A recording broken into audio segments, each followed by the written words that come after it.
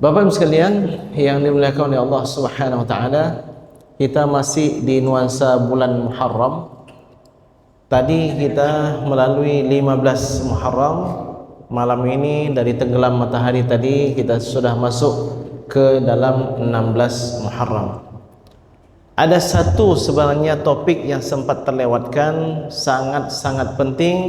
Qadarullah, sudah demikian takdir Allah, tapi tidak salah untuk kita ulang kaji, yaitu tentang hari Ashura. Hari Ashura, Bapak sekalian, adalah hari yang sangat istimewa. Kenapa sangat istimewa? Sayyidah Aisyah radhiyallahu anha menceritakan bahwa Nabi itu sangat mengintai kapan tanggal 10 Muharram. Dulu belum ada kalender seperti saat ini. Kalau sekarang ini kan 10 Muharram tanggal berapa? Saya lihat kalender. Bahkan 12 Rabiul Awal sudah kita tahu. Kapan akan 27 Rajab kita bisa melihat kalender. Hari apa dan seterusnya. Tapi dahulunya masa sahabat, masa Rasulullah sallallahu alaihi wasallam, mereka melihat bulan. Oh, ini sudah awal bulan. Ini hari apa, besok hari apa, mereka intai. Jadi Sayyidah Aisyah radhiyallahu anha juga menceritakan, ma ra'aitu Rasulullah sallallahu alaihi wasallam yataharra yawman faddalahu ala ghairihi ka yaumi Ashura. Tidak pernah aku melihat Rasulullah sallallahu alaihi wasallam sangat perhatian, mengintai, mencari kapan akan terjadi suatu hari yang hari itu lebih istimewa daripada hari yang lain, lebih daripada hari Ashura. Apa yang beliau lakukan di hari Ashura? Di antaranya adalah beliau berpuasa. Sedang hadirin Bapak sekalian yang dimuliakan oleh Allah Subhanahu wa taala. Dahulu salafun salih artinya apa? Salaf masa lalu. As-salih terbaik. Jadi salaf as-salih artinya masa lalu yang terbaik. Salafuna, masa lalu kita atau yang mendahului kita, yaitu mereka berada di masa yang salih, masa yang terbaik. Masa sahabat, masa tabi'in, tabi'in. 3 abad pertama itu dikenal dengan masa salafunas salih atau salafus salih. Kenapa 3 abad tersebut? Karena 3 abad tersebut adalah masa terbaik umat Islam secara total, secara persentase. Tidak menutup kemungkinan setiap tahun, setiap abad ada orang-orang yang luar biasa, ya. Tapi secara total itu 3 abad pertama adalah masa Islam yang terbaik. Dalam sabda Nabi, khairun nas qarni, sebaik-baik manusia adalah yang berada di kurunku, di abadku. Thummal ladzina yalunahum, kemudian orang-orang yang ada di abad setelah abad aku, itu abad kedua Hijriah. Thummal ladzina yalunahum, kemudian orang-orang yang ada di abad berikutnya, berarti 3 abad. Namun walau demikian Nabi sallallahu alaihi wasallam tetap memuji kita, orang-orang yang berada di akhir zaman. Wadittu law alqa ikhwani, duhai sekiranya aku dapat bertemu dengan saudara-saudaraku. Abu Bakar As-Siddiq radhiyallahu anhu mengatakan, awalasna ikhwanak ya Rasulullah, bukankah kami ini saudara-saudara engkau? La, antum ashabi, kalian adalah sahabat-sahabat aku. Saudara-saudara aku yang aku rindukan bertemu dengan mereka adalah orang-orang yang datang setelah aku wafat nanti. Mereka beriman kepadaku walaupun mereka tidak melihat aku. Masya Allah.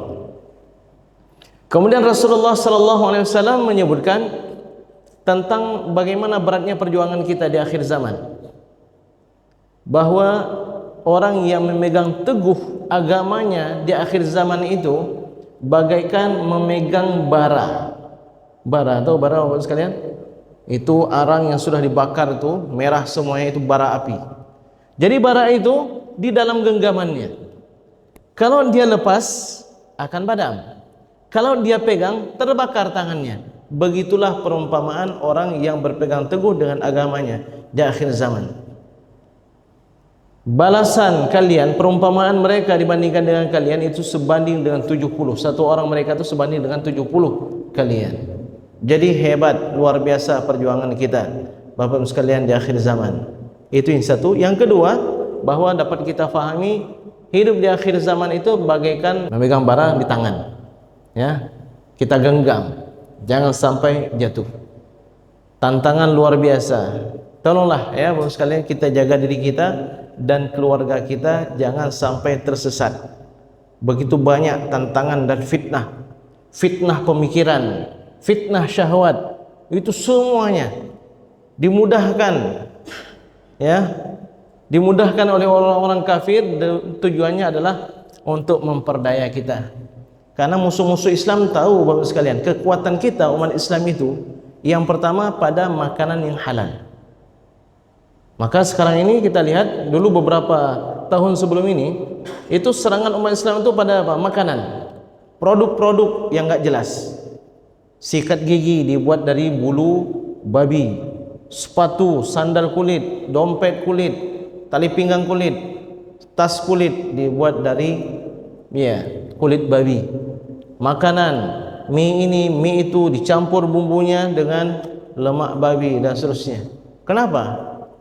Itu punya target orang sekalian. Targetnya agar umat Islam ini kalau berdoa enggak mustajab.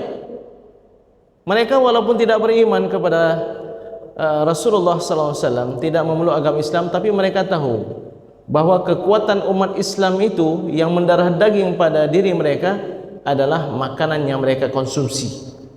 Mereka tahu kisah Sa'ad bin Abi Waqqas yang kalau berdoa pasti mustajab. Sebelumnya Sa'ad pernah bertanya, "Ya Rasulullah, bagaimana caranya supaya doa saya mustajab?" "Ya Sa'ad, atib mat'amaka takun mustajabat da'wah." Wahai Sa'ad, perbaiki makanan kamu, niscaya doamu akan menjadi doa yang mustajab. Kemudian Bapak sekalian, kekuatan umat Islam pada kebeningan dan kesucian hati dan pikiran mereka. Hati dan pikiran. Kalau hati dan pikiran kita bersih, Masya Allah, persatuan kita terjaga nomor satu. Ya, cinta dengan dunia kita itu enggak akan rakus kita dengan dunia. Dan kita akan dekat dengan Allah Subhanahu wa taala. Makanya saya melihat ini serangan luar biasa ini di medsos, di Instagram, Facebook, semua mereka berikan serangan-serangan yang sangat luar biasa. Tujuannya adalah untuk mengotori hati dan pikiran kita. Jadi ayah dan bunda, mungkin bapak dan ibu sekalian ini orang-orang dewasa, tahu mengelola pikiran, mengelola nafsu dan seterusnya. Ini yang sangat kita takutkan adalah pada anak-anak kita. Maka kami pun di pesantren kami ingatkan terkait anak-anak ketika pulang itu kenapa rusak. Ini dajjalnya sekalian. Ini dajjalnya. Jadi bapak dan ibu yang sayang sama anak, jangan turuti semua keinginan anak. Kalau sayang sama anak, tahu-tahulah pilih mana yang cocok untuk anak, mana yang enggak. Kan enggak sesuai. Anak masih TK, anak masih SD. Ayah beliin Honda lah, beliin Honda. Karena sayang kita sama anak, kita beliin Honda. Apakah itu wujud sayang? Tidak. Anak masih kelas 3 SD, kelas 4 SD, dia bawa kereta, lihatnya ini kecepatan sampai 160, betul enggak ya? Oh, dihabiskan gasnya. Habis gasnya, habislah dia. Habis hidup dia di dunia. Jadi, Bapak sekalian, Honda berbahaya, kalau diberikan, ini juga berbahaya. Saya teringat dengan Syekh Muhammad Mutawalli Asy-Sya'rawi, guru besar kita, yang telah wafat di tahun 1998, tahun saya tiba di Mesir. Ahli tafsir yang luar biasa. Beliau mengingatkan tentang, wahai kaum muslimin, kalian sibuk dengan Dajjal. Bagaimana kalau Dajjal muncul dan seterusnya dan seterusnya. Kalian lalai dengan bahwa di rumah kalian itu rata-rata punya Dajjal semuanya. Apa itu? Televisi. Itu tahun 98 belum ada HP Ibu sekalian. Kalau beliau masih hidup, mungkin akan beliau katakan Dajjal yang sebenarnya maha dahsyat itu ini HP Bapak sekalian. Anak bisa belajar mengkonsumsi narkoba, belajar bagaimana cari duit dengan game online, bagaimana ini, bagaimana itu dengan HP. Tapi kalau HP ini dikelola oleh orang-orang yang bagus, dia juga akan menjadikan ladang dakwah yang luar biasa. Anak masih kecil pasti hawa nafsunya lebih kuat daripada akal dan keimanan mereka. Karena nafsu ini kita lahir sudah punya nafsu, akal belum ada, belum sempurna. Kapan sempurna akal? Belajar SD, SMP, SMA, dewasa kita, maka makin matang akal, fikiran dan hati kita. Ini sekalian, bagi yang peduli, ya, bagi yang peduli dengan masa depan kita dan masa depan anak cucu kita, yang kita harapkan kalau kita sudah tidak ada lagi di dunia, tapi amalan masih mengalir kepada kita, yaitu dengan doa dan amal soleh dari anak-anak kita yang soleh dan solehah.